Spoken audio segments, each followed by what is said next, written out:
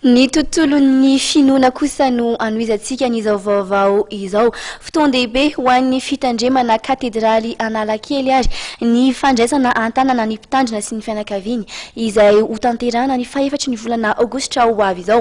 Ao anatin'ny fotoam-panomanana tanteraka izany fotoan-dehibe izany moa amin'izao fotoana izao ny komity mikarakara fanadihadiana Claudia Rasoluson Simamy Rasoanaivo.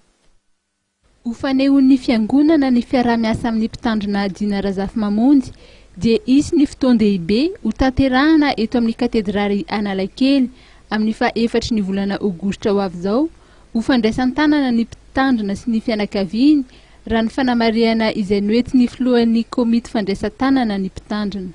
Tena zava-dehibe, fotoan-dehibe ho an'ny fiangonana anankiray ny fandraisan-tanana ny mpitandrina.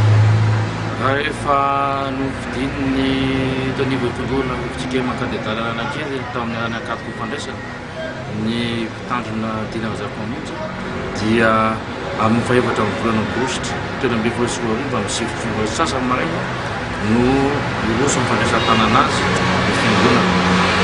Amin'ny fotoana io zany dia fotoam-pivavahana lehibe mihitsy ary atsoina ny zanak'ampelezana nefa sy ny taranaka eto anivon'ny fiangonana fitsikema katedraly Analakely. Zavatra maro natao amin'io, misy ny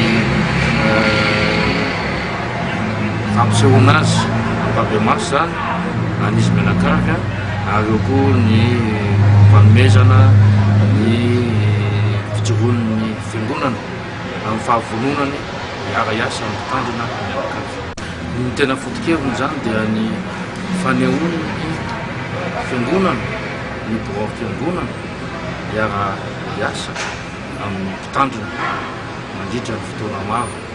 Ny komity mpanomana moa dia mivory tsy tapaka mikarakara izany fotoan-dehibe izany.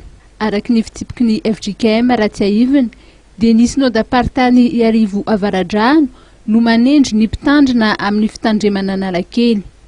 Tamin'ny herintaona no natolo ny synodam-paritany amin'ny fitandremana Analakely ny mpitandrina Dina Razafimamonjy ka dia feno herintaona izao no nizaran'ny raharaha ary dia tonga amin'izao fotoana andraisan-tanana azy izao ho fanehoan'ny fiangonana ny fiaraha-miasa aminy.